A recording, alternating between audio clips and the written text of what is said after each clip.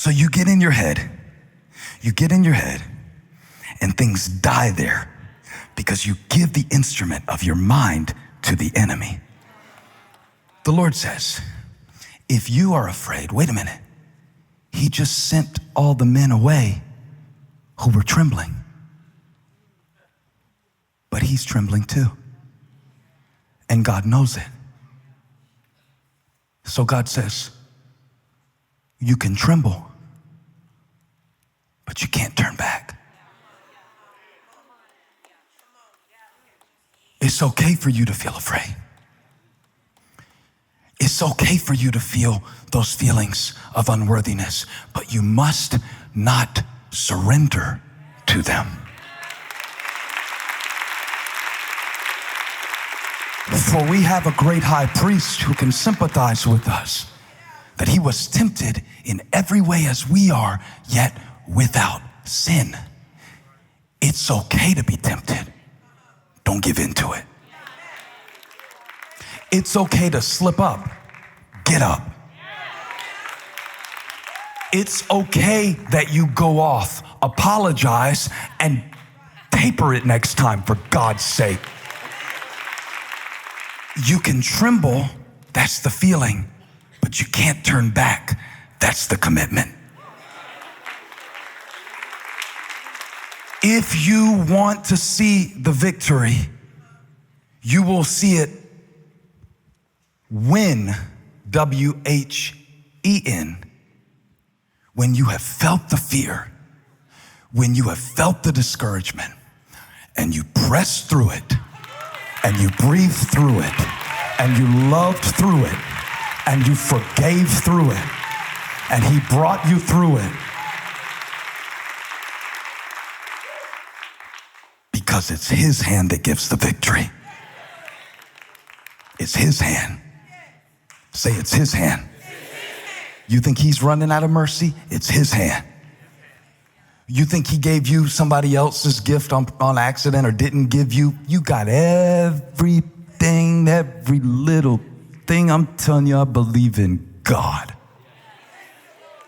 A sovereign God. A wonderful, masterful God who hand-built this instrument. Made me weird where he made me weird.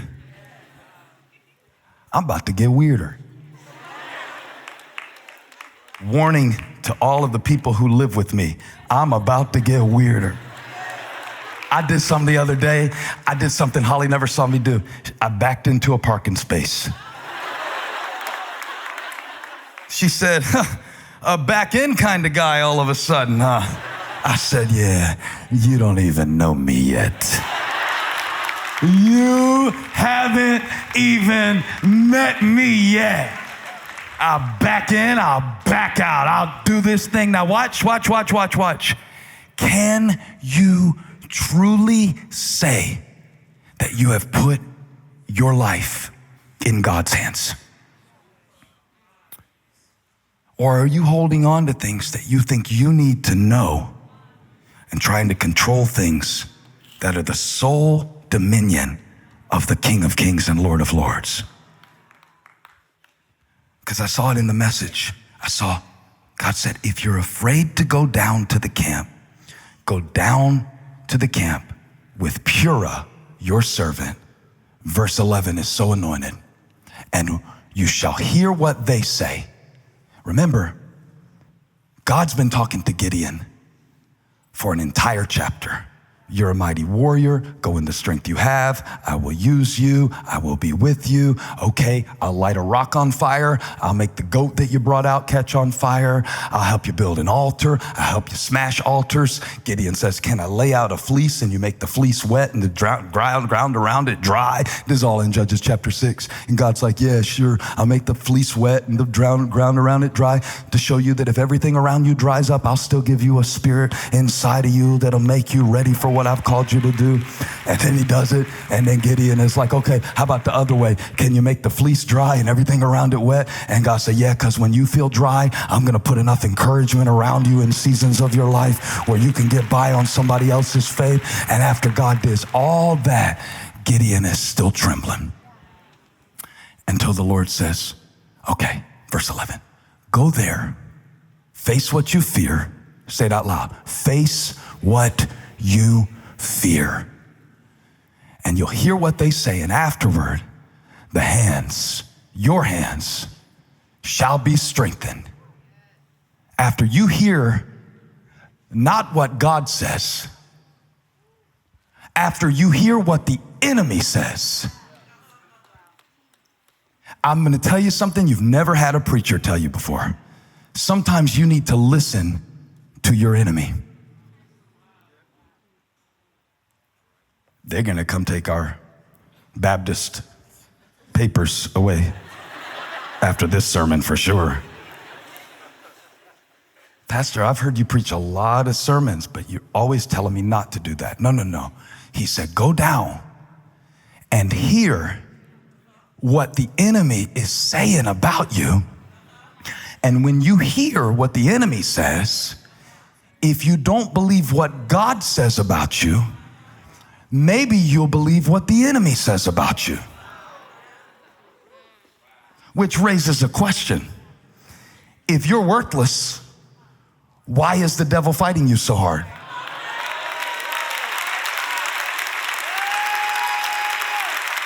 Think about that.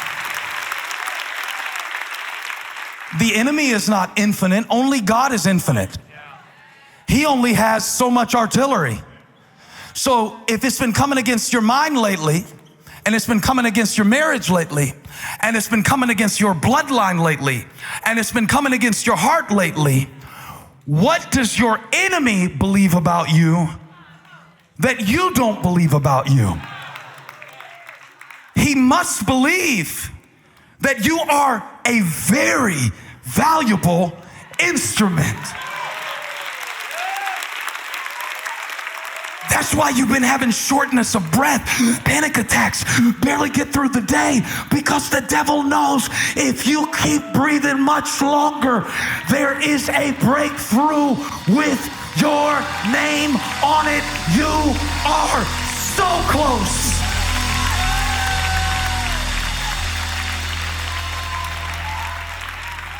And just about the time, look at God. Look how sovereign he is. Look how he put you here at this time for this message. Look how he gave you this word for when you needed it. I've got what it takes to win. How did Gideon know? Because the moment he got to the camp, give me verse 12. This is so good. We'll stop at verse 12. I promise I'm closing. Somebody shout, I've got what it takes to win. Now watch this. And the Midianites and the Amalekites and all the people of the east lay along the valley. They're in abundance. The enemy is in abundance, and Gideon's strengths are few. And I know you feel that way, but listen to the enemy. Verse 13, he says, dude, I had a dream last night. It was kind of weird. You're not going to believe me, but behold, I dreamed a dream. And behold, a cake of barley bread tumbled into the camp of Midian. And it came to the tent, and it struck it, so it fell and turned it upside down. And the tent lay flat. Is that the whole dream? You know when people try to tell you their dreams and you're like, I'm sure this was interesting when you were asleep, but this is really, can you speed this along? And then I was wearing glasses, but they weren't glasses, they were headphones, but then they were AirPods, and then the left one died. What do you think that means?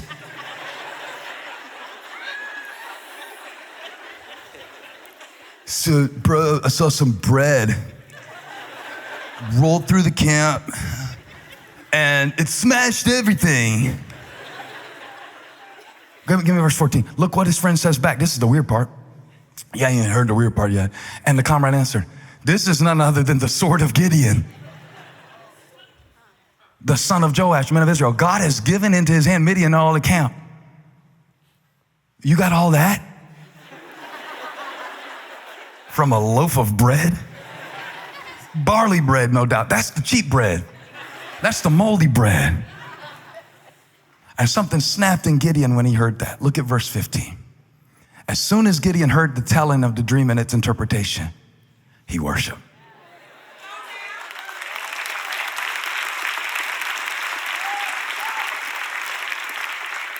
What do you do when you worship? You throw your hands up. What did God say he had given Gideon? The victory. Where did he tell him he put it? In his hands. So he put those instruments of victory up in the air and realized that the hand of Midian is strong, but the hand of God is greater.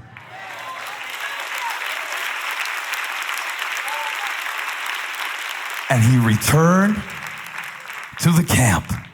Who is this word for? This thing has been burning a hole in me. I can't even move right now. I'm glued to the floor till I finish this.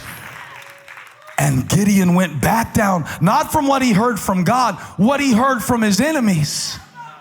He realized if they are that intimidated by me, then God must, if they're dreaming about me, if the devil is waking me up in the middle of the night, it must be a sword. And he said to his men, arise, for the Lord has given the host of Midian into your hand. And I want to ask you something. If a barley bread loaf can be a weapon to destroy an army that's as abundant as a swarm of locusts, how fast does the barley have to be moving to knock down a whole camp? So now you get it. It wasn't about the weapon. It was about the wind.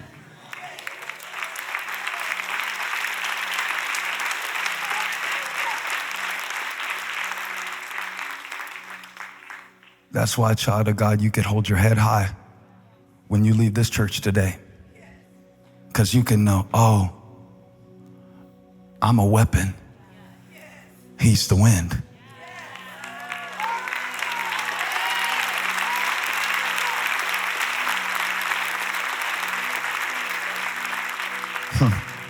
When the angel said, mighty warrior, Gideon said, who, me?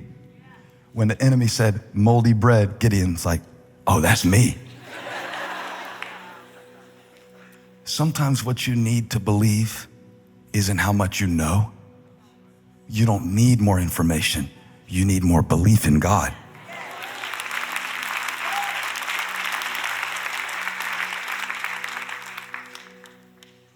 It was an amazing thing for the enemy to see. Something as common as you rolling at him.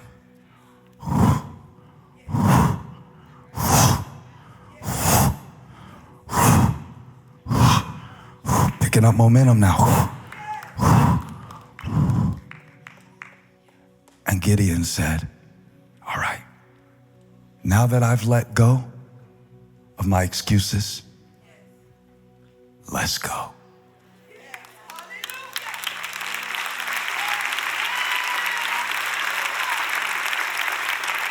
Let go to let's go.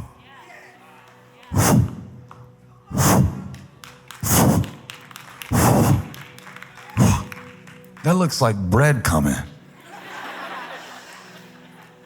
Oh no, I just saw whose hands were behind it.